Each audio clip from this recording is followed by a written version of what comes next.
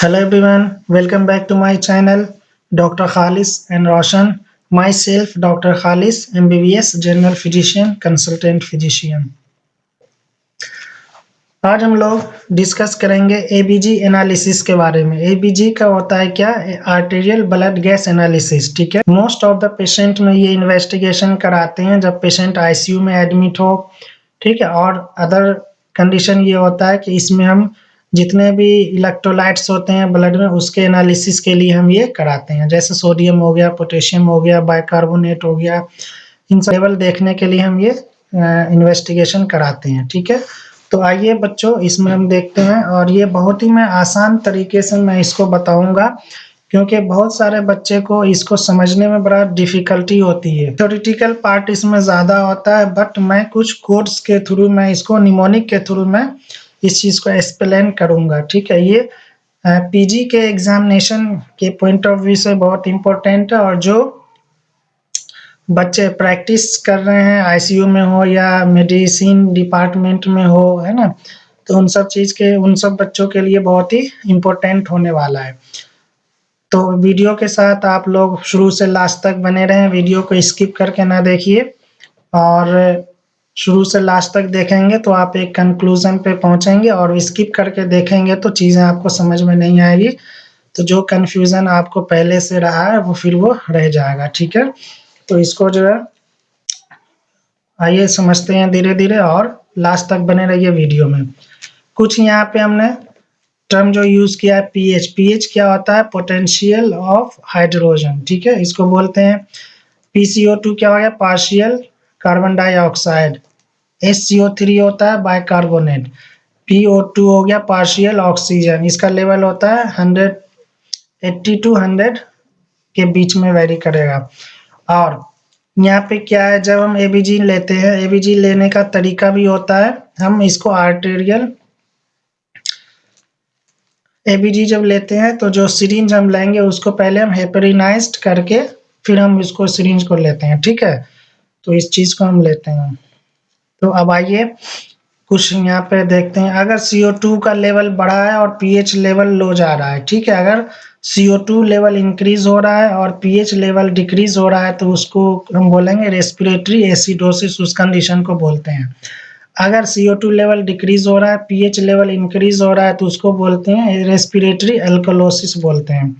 अगर bicarbonate level increase हो रहा है और पीएच लेवल भी इंक्रीज हो रहा है तो उसको हम मेटाबॉलिक एल्कोलोसिस बोलेंगे। अगर बाइकार्बोनेट का लेवल आपका डिक्रीज हो रहा है और पीएच लेवल भी डिक्रीज हो रहा है तो इसको मेटाबॉलिक एसिडोसिस बोलेंगे। ठीक है, ये कुछ चीज़ें था, बेसिक चीज जो हमने अभी बताया। और अब यहाँ पे नॉर्मल रेंज की बात करेंगे। जो पीएच होता है ब्लड का वो 7.35 टू 7.45 होता है। ठीक है, और PCO2 होता है 35 टू 45। तो इस दोनों को याद इस तरीके से रखना है।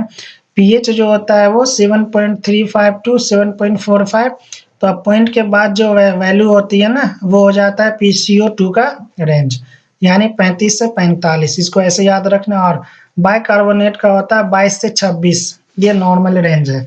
अगर इस रेंज के बीच में आ रहा है तो वो नॉर्मल वैल्यू होगी, अगर इससे कम या ज्यादा आएगा तो वो एबनॉर्मल वैल्यू माने जाते हैं।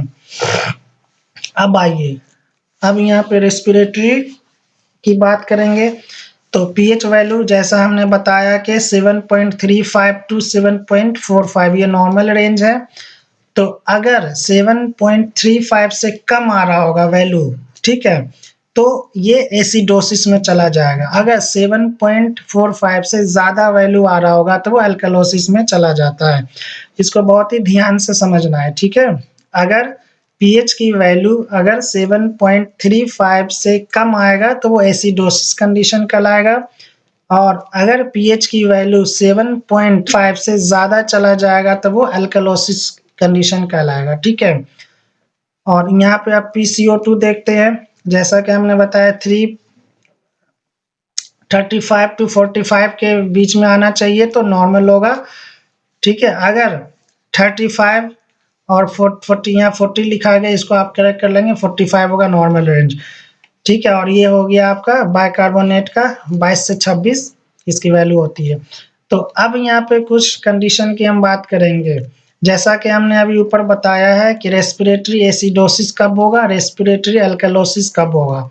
अगर पीएच की वैल्यू कम हो रही है यानी डिक्रीज हो रही है, किससे, नॉर्मल रेंज से, यानी 7.35 से अगर डिक्रीज हो रही है वैल्यू, और PCO2 मतलब कार्बन डाइऑक्साइड की वैल्यू जो से इंक्रीज हो रही है, ठीक है ना, तो वो रेस्पिरेटरी एसिडोसिस होगा, ठीक है। और अगर पीएच की वैल्यू यहाँ पे इंक्रीज हो रही है यानी 7.45 से ज्यादा आ रहा है, और CO2 की वैल्यू जो आ रहा है तो वो इस रेस्पिरेटरी अल्कलोसिस में जाएगा वो, ठीक है ना। तो यहाँ पे हमें पीएच के वैल्यू को देखते हुए हम ऊपर नीचे होते हैं। अगर पीएच की वैल्यू बढ़ रही है और CO2 की वैल्यू कम हो रही है तो रेस्पिरेटरी अल्कलोसिस कंडीशन होगा। अगर पीएच की वैल्यू कम हो रही है, PCO2 की वैल्यू बढ़ रही है तो रेस्पिरेटरी एसिडोसिस होगा, ठीक है ना। अब यहाँ पे देखते हैं बाइकार्बोनेट की वैल्यू। अगर 22 से कम होगा बाइकार्बोनेट की वैल्यू तो एसिडोसिस में जाएगा। अगर 26 यहाँ पे करेक्ट करना है, 26 से ज्यादा होगा तो अल्कलोसिस में जाएगा। इसी तरीके से कार्बन डाइऑक्साइड जैसे कि ऊपर हमने बताया है ना, 45 से ज्यादा होगा तो एसिडोसिस में चला जाएगा, और 35 से कम होगा तो अल्कलोसिस में चला जाएगा, ठीक है। तो ये बेसिक चीज थी। अब आते हैं मेटाबॉलिक की बात करते हैं। वो तो रेस्पिरेटरी एसिडोसिस और रेस्पिरेटरी अल्कलोसिस की बात किया है। अब मेटाबॉलिक एसिडोसिस और मेटाबॉलिक अल्कलोसिस की बात करेंगे। तो इसमें एक चीज देखने को मिला है कि पीएच की वैल्यू, सबसे पहले हम क्या देखेंगे, एसिडोसिस कब होता है, जब पीएच की वैल्यू डिक्रीज होगी तो वो एसिडोसिस हो जाएगा, ठीक है ना। और अल्कलोसिस कंडीशन कब होता है, जब 7.45 से जब पीएच की वैल्यू बढ़ जाएगी तो उस कंडीशन को अल्कलोसिस बोलते हैं, है ना। तो अब मेटाबॉलिक कब बोलेंगे, तो अब यहाँ पर देखते हैं। मेटाबॉलिक हम जब बोलेंगे जब बाइकार्बोनेट की वैल्यू डिक्रीज हो रही है तो उस कंडीशन को हम मेटाबॉलिक एसिडोसिस बोल देंगे। और अगर बाइकार्बोनेट की वैल्यू इंक्रीज हो रही है तो मेटाबॉलिक हो जाएगा, तो मेटाबॉलिक अल्कलोसिस ये कंडीशन हो जाएगा, ठीक है ना। तो पीएच की वैल्यू कम होगी और बाइकार्बोनेट और PCO2 की वैल्यू डिक्रीज होगी तो ये मेटाबॉलिक एसिडोसिस में चला जाएगा, ठीक है ना। और पीएच की वैल्यू इंक्रीज होगी और अल्कलोसिस की भी वैल्यू इंक्रीज होगी और PCO2 की वैल्यू भी इंक्रीज होगी तो मेटाबॉलिक अल्कलोसिस में ये चला जाएगा। तो एट द एंड क्या देखने को मिला, मेटाबॉलिक एसिडोसिस और अल्कलोसिस में तो मेनली हम पीएच को देख के डिफाइन करेंगे। पीएच की वैल्यू अगर कम हो रही है तो एसिडोसिस हो जाएगा, पीएच की वैल्यू अगर इंक्रीज हो रही है तो अल्कलोसिस हो जाएगा, ठीक है। तो एट द एंड हम क्या देखेंगे कि एट द एंड हम ये देखेंगे कि तीनों, अगर पीएच की वैल्यू भी कम हो रही है, बाइकार्बोनेट की वैल्यू भी डिक्रीज हो रही है और PCO2 की वैल्यू भी डिक्रीज हो रही है, तीनों अगर डिक्रीज हो रही है तो मेटाबॉलिक एसिडोसिस में चला जाएगा। और तीनों अगर पीएच की वैल्यू भी इंक्रीज हो रही है, बाइकार्बोनेट की वैल्यू भी इंक्रीज हो रही है और PCO2 की वैल्यू भी इंक्रीज हो रही है, अगर ये तीनों की वैल्यू अगर इंक्रीज होगी तो मेटाबॉलिक अल्कलोसिस हो जाएगा, ठीक है। यहाँ तक आई थिंक सबको समझ में आ गया होगा। अब आगे चलते हैं, कुछ एग्जाम्पल सेट करते हैं, ठीक है ना। ये नोट्स के फॉर्म में हमने कुछ एग्जाम्पल लिया है। जैसा कि हमने बताया पीएच की वैल्यू डिक्रीज होगी तो एसिडोसिस हो जाएगा, और PCO2 की वैल्यू अगर इंक्रीज हो रही है तो रेस्पिरेटरी एसिडोसिस हो जाएगा। पीएच की वैल्यू इंक्रीज होगी, PCO2 की वैल्यू डिक्रीज हो रही है तो रेस्पिरेटरी अल्कलोसिस हो जाएगा, ठीक है। तो रेस्पिरेटरी अल्कलोसिस हो या रेस्पिरेटरी एसिडोसिस में हम मेनली दो चीज को देखते हैं, पीएच को देखेंगे और PCO2 को देखेंगे, ठीक है। मेटाबॉलिक एसिडोसिस हो या मेटाबॉलिक अल्कलोसिस हो उसमें भी मेनली हम पीएच और बाइकार्बोनेट को देखेंगे, ठीक है ना, मेटाबॉलिक में। तो अब आइए एग्जाम्पल देखते हैं। इस तरीके से जैसा कि ऊपर हमने बताया अभी, एसिडोसिस कब होगा, पीएच को देखेंगे, अगर डिक्रीज होगा तो एसिडोसिस हो रहा है, डिक्रीज बाई नॉर्मल रेट जैसा हमने बताया 7.35 से कम होगा तो पीएच की वैल्यू तो एसिडोसिस, और 7.45 से ज्यादा होगा तो अल्कलोसिस हो जाएगा। और इसमें बाइकार्बोनेट को देखेंगे, ये भी डिक्रीज हो रहा है, तो मेटाबॉलिक एसिडोसिस। बाइकार्बोनेट अगर बढ़ रहा है तो मेटाबॉलिक अल्कलोसिस। तो अब ये हमने लिखा है रोम। रोम ये कोड वर्ड है, इसके थ्रू हम पूरा समझेंगे चीज को, और बहुत सारे टीचर्स इसके बारे में बताते नहीं है, ठीक है ना। तो इस चीज को अच्छे से समझिए, आपके एंट्रेंस पॉइंट ऑफ व्यू से ये बहुत ही इंपॉर्टेंट होने वाला है, ठीक है ना। और ऐसे जनरल लाइफ के लिए भी, जब एज अ डॉक्टर जब आप वर्क करेंगे, प्रैक्टिस करेंगे, तो वहां पे भी डायग्नोस करने में आपको आसानी होगी। रोम का मतलब ये होता है रेस्पिरेटरी अपोजिट, ठीक है ना, और मेटाबॉलिक इक्वल। इसका मतलब ये हुआ कि जब रेस्पिरेटरी एसिडोसिस होगा या रेस्पिरेटरी अल्कलोसिस होगा, तो वो साइन जो होंगे वो अपोजिट होंगे, यानी पीएच की वैल्यू डिक्रीज होगी और पीसीओ2 की वैल्यू इंक्रीज होगी, या पीएच की वैल्यू इंक्रीज होगी, पीसीओ2 की वैल्यू डिक्रीज होगी। दोनों साइन आप देख सकते हैं ना। तो रेस्पिरेटरी में दोनों साइन जो होगा वो अपोजिट होगा, पीएच का और पीसीओ2 का साइन जो होगा वो अपोजिट होगा। अब जैसा कि अभी हमने बताया, एसिडोसिस और एल्कलोसिस में कैसे डिफाइन करेंगे, तो पीएच की वैल्यू अगर 7.35 से कम हो रहा है और पीसीओ2 की वैल्यू 45 से बढ़ रहा है, ठीक है ना, तो ये हो जाएगा आपका रेस्पिरेटरी अपोजिट हो गया, तो ये रेस्पिरेटरी एसिडोसिस हो जाएगा, ठीक है ना। तो इसमें रोम का मतलब ये रेस्पिरेटरी अपोजिट, यानी रेस्पिरेटरी वाले जो कंडीशन होंगे एसिडोसिस या अल्कलोसिस, उसमें साइन जो होंगे वो अपोजिट होगा, और मेटाबॉलिक में जो होंगे वो सेम साइन होगा, ठीक है ना। यानी पीएच की वैल्यू अगर डिक्रीज हो रही है तो बाइकार्बोनेट की वैल्यू भी डिक्रीज होगी, पीसीओ2 की वैल्यू भी डिक्रीज होगी, तो इसीलिए बोलते हैं मेटाबॉलिक सेम।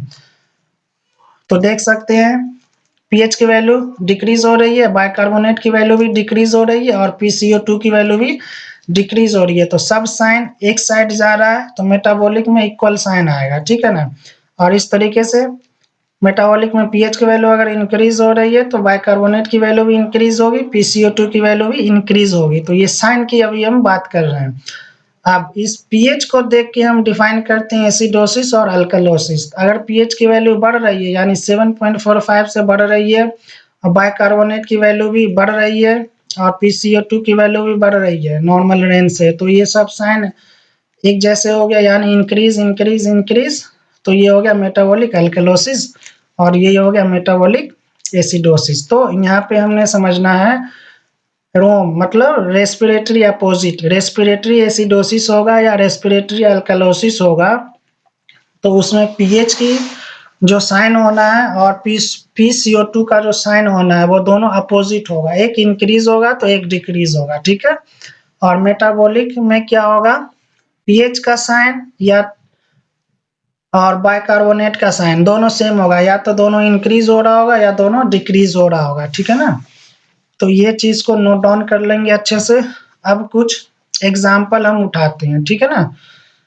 तो अब यहाँ पे देख रहे हैं जैसा कि रोम है रेस्पिरेटरी अपोजिट, पीएच का साइन देखिए आप, हमने सर्कल किया हुआ है, डिक्रीज हो रहा है, और पीसीओ2 इंक्रीज हो रहा है ना, तो ये दोनों साइन अपोजिट हो रहा है, ठीक है। इसी तरीके से रेस्पिरेटरी अल्कलोसिस में हम देखेंगे, रेस्पिरेटरी अल्कलोसिस में हम देख रहे हैं तो पीएच का साइन इंक्रीज हो रहा है और पीसीओ2 का साइन डिक्रीज हो रहा है ना, तो ये दोनों साइन अपोजिट हो रहा है, तो रेस्पिरेटरी कंडीशन में जो आएगा वो अपोजिट साइन आएगा, और मेटाबॉलिक में जो है वो दोनों सेम साइन आएगा। पीएच की वैल्यू अगर इंक्रीज हो रही है तो बाइकार्बोनेट की वैल्यू भी इंक्रीज होगी, ठीक है, तो ये दोनों साइन, और पीसीओ2 की वैल्यू भी इंक्रीज होगी, तो ये आपस में सारे साइन एक जैसे होंगे तो वो मेटाबॉलिक कंडीशन कहलाता है। अब अल्कलोसिस होगा या एसिडोसिस होगा, ये पीएच के वैल्यू को देख के हम डिफाइन करेंगे, ठीक है ना। अब आइए अब कुछ एग्जांपल लेते हैं, ठीक है। मान लीजिए पीएच की वैल्यू जो है वो 7.32 है, पीसीओ2 की वैल्यू 60 आ रही है, बाइकार्बोनेट की वैल्यू 34 आ रही है। आपने एवीजी कराया पेशेंट का, तो ये वैल्यू निकल के आया। तो अब हमें देखना है पीएच जो होता है नॉर्मल रेंज क्या होता है, 7.35 टू 7.45, और पीसीओ2 की जो नॉर्मल रेंज होती है 35 टू 45, यहाँ पे 40 लिखा गया, इसको 45 काउंट करेंगे, ठीक है ना। और बाइकार्बोनेट का जो होता है वो 22 से 26 होता है, ठीक है। तो अब सबसे पहले हमें एरो को देखना है। पीएच की वैल्यू नॉर्मल रेंज से क्या हो रहा है, डिक्रीज हो रहा है, तो डिक्रीज का एरो लगाया। ये डिक्रीज क्या डिसाइड करेगा, ये एसिडोसिस को करेगा, ठीक है ना। नॉर्मल रेंज से जब पीएच की वैल्यू कम होगी तो वो एसिडोसिस में चला जाएगा। अब दूसरा देखना है, PCO2 नॉर्मल रेंज से इंक्रीज हो रहा है, ठीक है ना, तो हमने एरो दिया इंक्रीज का। अब ये दोनों साइन क्या हो गया, अपोजिट हो गया, है ना। और उसके बाद हम देख रहे हैं SCO3 बाइकार्बोनेट की वैल्यू भी इंक्रीज हो रही है, ठीक है। तो अब हमने तीनों का साइन पहले हमने मेंशन कर लिया, अब रोम को उठाएंगे। रेस्पिरेटरी होगा तो अपोजिट होगा, है ना। तो रेस्पिरेटरी मतलब जो होगा पीएच का साइन और बाकी रिमेनिंग दो साइन वो अपोजिट होंगे, तो बिल्कुल अपोजिट है, तो ये क्या हो गया, रेस्पिरेटरी एसिडोसिस हो गया, ठीक है। आई होप इतना समझ में आया होगा। तो समझने का बड़ा आसान तरीका है, पहले जो वैल्यू आएगी उस वैल्यू को देखना है और वो एरो मेंशन करना है नॉर्मल रेंज को देखते हुए, ठीक है। अगर नॉर्मल रेंज को देखते हुए हमने एरो को मेंशन किया तो पीएच को देखना है और PCO2 को देखना है, ये दोनों अपोजिट हो रहा है, ठीक है। तो ये रेस्पिरेटरी एसिडोसिस में चला जाएगा रोम के फार्मूले से। अब आगे देखते हैं, दूसरा एग्जांपल लेते हैं, ठीक है। एग्जांपल नंबर 2, पीएच की वैल्यू आ रही है 7.35।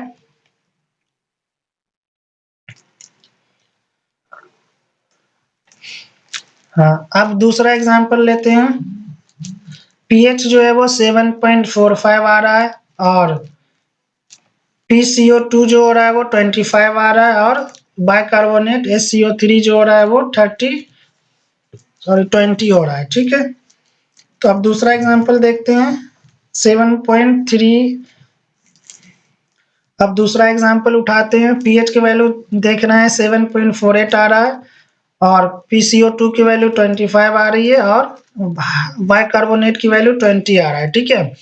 तो अब इसमें तीनों वैल्यू आ गया, हमने एबीजी कराया किसी पेशेंट का, ये वैल्यू आ रहा है, ठीक है ना। तो इस वैल्यू को देखते हुए अब सबसे पहले क्या करना है, एरो को मेंशन करना है। तो पीएच की वैल्यू सबसे पहले देखेंगे, ये जो होता है नॉर्मल रेंज से इंक्रीज हो रहा है ना, 7.45 होना चाहिए, उससे बढ़ रहा है, तो एरो हमने इंक्रीज का लगाया।